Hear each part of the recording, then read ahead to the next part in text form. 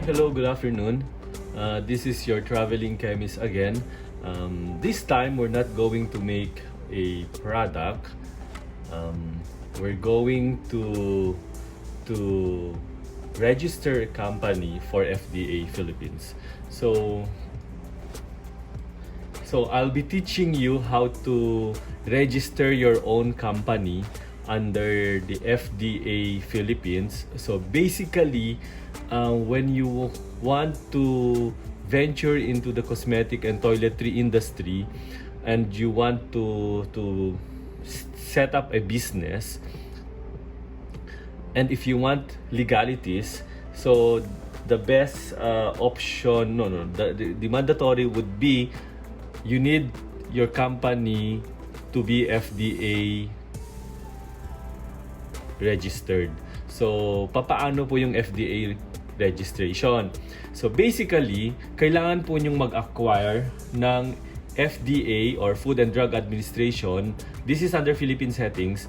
You need to procure, you need to get FDA LTO, which is license to operate. So, ano po ba yung pwede nyong kuhanin? Pag kayo po ay nagmamanufacture ng products, definitely ang kukunin nyo po is FDA license to operate as cosmetic manufacturer. I'll just be discussing only for clarification. Cosmetics lang po ang cosmetics and toiletry lang po ang i-discuss ko because that is my forte. So I won't be dealing with the drugs and the food and medical devices application for the FDA. So basically concentrate lang po tayo sa cosmetics and toiletries or household care products. So, ngayon balik tayo, kung gusto niyo po ng kung gumagawa po kayo ng produkto, definitely cosmetic manufacturer ang kukunin po ninyo. Medyo meticulous at mahirap at magastos ang magtayo ng isang cosmetic manufacturing facility. Pwede din, yung isa namang option is pwede naman kayong cosmetic repacker. So, kukuha po kayo from the manufacturer ng products, then into bulk ang kinukuha ninyo, tapos i-refill po nyo siya sa malilit na containers. Same with manufacturing, parang kumuha ka na rin siya ng LTO most manufacturer. So, same setup lang po siya. Pero mas madali po ngayon is yung cosmetic trader, cosmetic wholesaler, and cosmetic importer. So basically halos magkakapareho lang po ito ang pagkuha nito. So mas madali lang. So you need to secure an FDA LTO as cosmetic trader, cosmetic wholesaler, or cosmetic importer. So yun na po doon po tayo magfo-focus kasi napakadali lang po ang pagkuha. Even FDA website, sa Facebook nila may pinost din sila kung mayroon silang video tutorial kung paano mag-apply ng ng FDA LTO. So you could also watch yung video tutorial nila sa website nila or sa kanilang Facebook page ng FDA Philippines. Okay? So ngayon sisimulan po natin sa pag-register po ng FDA LTO sa cosmetic trader. So, unang-una, pupunta po tayo sa site na provide ng FDA, which is yung bit.ly/small letter E portal, yung capital PORTAL tapos 2. So, pupuntahan po natin yan. Enter. And then, magpo-prompt na rin po pupunta po tayo dito sa request for e-portal to user account. Before, ang ginagawa po namin ay gagawa tayo ng letter of request sa FDA na ipapanotary natin para mag-request tayo ng e-portal user account. This time, mas pinadali po ng FDA ang pagkuha ng user account ng e-portal. So, ilalagay lang po natin yung name.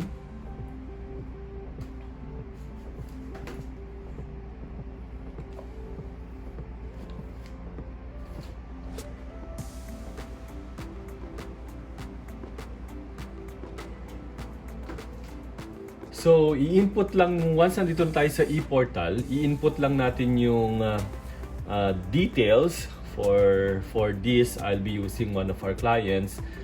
Si first names, last name, then region, city, and then yung email address. And then you could check the position of the company, in the company of the, also contact number, and then company name, important. And you have to put in yung proof of ownership ng company. So ano ba yung mga pwedeng proof of ownership natin? Choose file po tayo.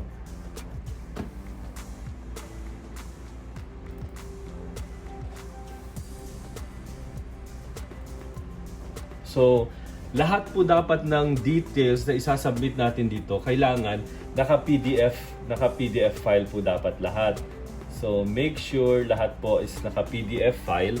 So, proof of ownership is definitely, meron po tayong business permit, business name permit, DTI. So, ilalagay po natin yung DTI. And then, i-click lang po natin yung submit. So, ganun na lang po kabilis mag-request ng e-portal user account. So, then next, ang gagawin natin is titignan natin ngayon kung magre-respond ngayon si FDA.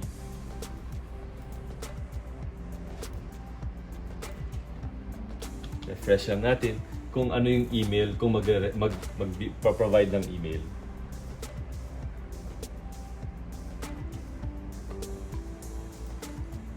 So let's wait kung kailan magpo-provide si FDA ng e-portal user account. So bali more than 1 week na tayo. I think mga around 7 working days na tayong nag-aantay doon sa respond ng FDA doon sa request ng e-portal. This time balik tayo doon sa basic na pagpo-process ng request ng e-portal. So andito naka-open yung email address ni Scarlet Sky Cosmetic and Skincare Products. And then click lang tayo nito, compose. So ito na siya. And then lagay lang natin yung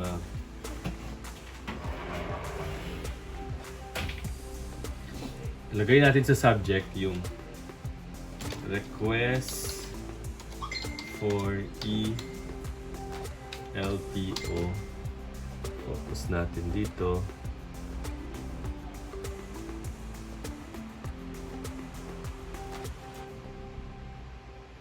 Request for LTO user account. And then lagay natin dito yung details. So, email address,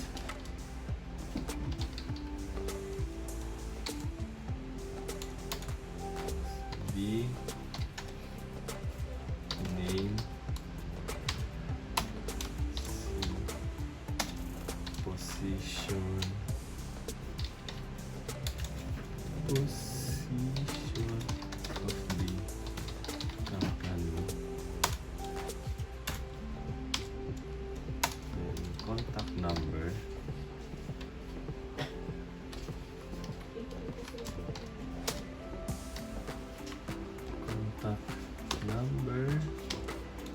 and then company name.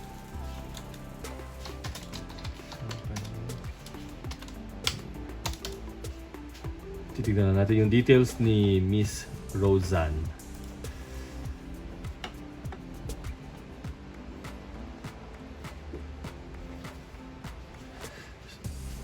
So ngayon, ang ilalagay natin doon,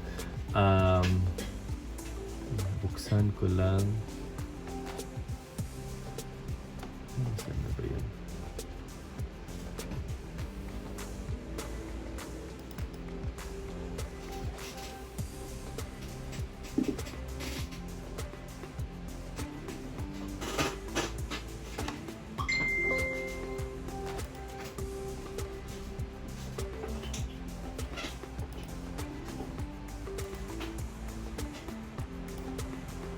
balik ulit tayo dito sa ito. Okay, ito yung details niya. So ilalagay lang natin yung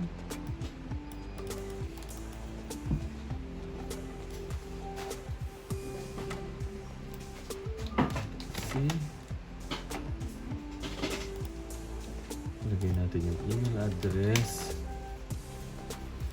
name,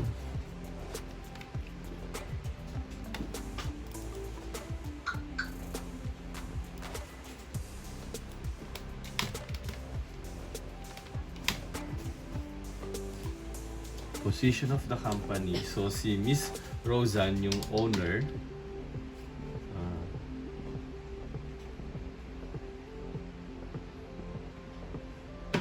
Siya yung authorized personnel.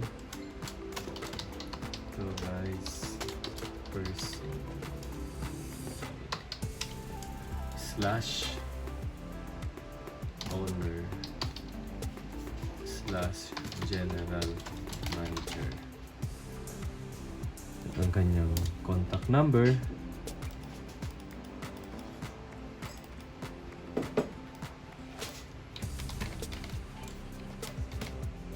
Tapos ang company name niya.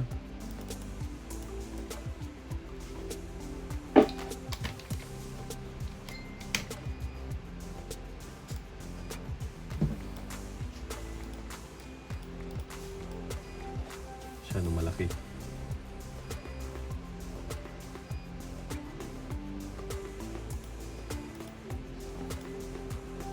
Baguhin ko na lang.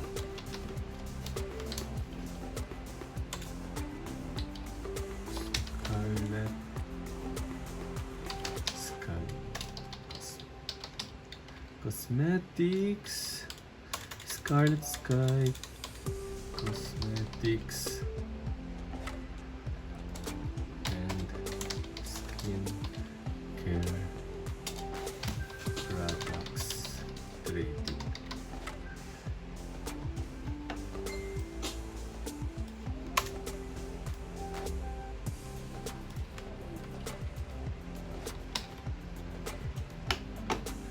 Then, ilalagay natin dito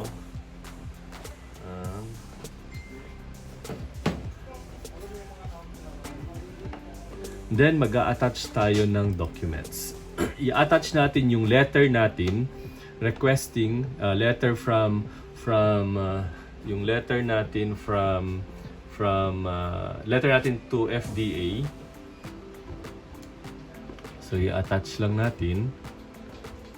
So, ito yung Notarized e-portal request. So, ano bang laman nito? Okay, titignan natin ang laman nun. Ito actually ang laman. So, basically, gagawa kayo ng letter ninyo sa FDA. So, ito lang yung format na gagayahin ninyo. Palitan nyo lang yung date. Tapos ilagay nyo yung so, dapat sa letterhead ninyo, letterhead ng company ninyo, and then date, tapos i-attention nyo kay Director General Rolando Enrique Di Domingo. So, dito yung full details niya. And then, ito yung laman normally ng inyong letter. So, ang gagawin nyo na lang dito, so meron ng free format. So, ang gagawin nyo na lang is kopyahin na lang ito. So, palitan nyo lang yung company name nyo, tapos ilagay nyo yung business address ninyo. Yan. And then, ilalagay nyo kung sino yung authorized personnel ninyo. So, yung authorized personnel ninyo, siya yung hahawak ng e-portal ninyo. Okay? Mostly, ang nilalagay ay yung owner. So, yung owner ang nagre-request, and then, ipapanotaryo nyo po ito. So, lahat po dapat na documents na isasubmit nyo sa FDA ay nasa PDF format. So, once na ma-print nyo to at pirmahan nyo at mapanotaryo, so, i-scan nyo lang siya sa PDF format. So, parang ito po siya.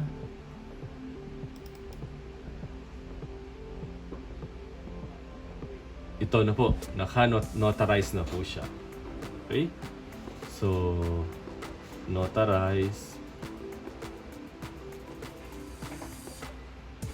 So, ayan na po, naka-notarize na po yung letter. Naka-PDF format na din siya. So, yun na po yung naka-attach ngayon dito. Balik tayo sa Gmail.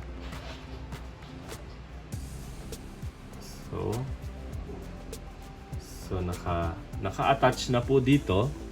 Hindi mo tatanggalin. Ayan, attach na po siya.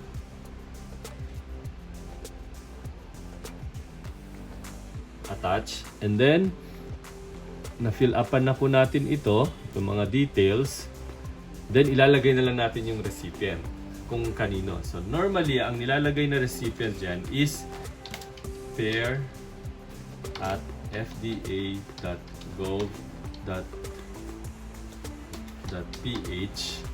Sorry. Ito to.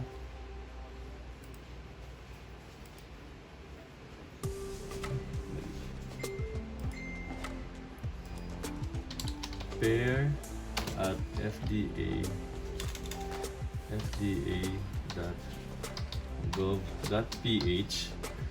and i-send nyo na din siya sa fdac at fda.gov.ph. So, ganun lang po siya kadali. So, I would suggest na dito sa dalawa po ninyo siya i-send. Okay? So, ang gagawin na natin ngayon is we will send it. So, once ma-send natin to, mag-aantay na lang tayo kung ilan days mag-i-email si FDA ng e-portal. Send.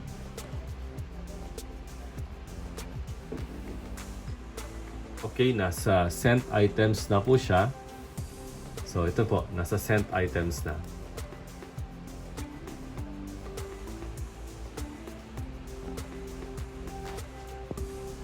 So, antayin na lang natin kung ano yung respond ni FDA at kung meron na tayong access sa e-portal.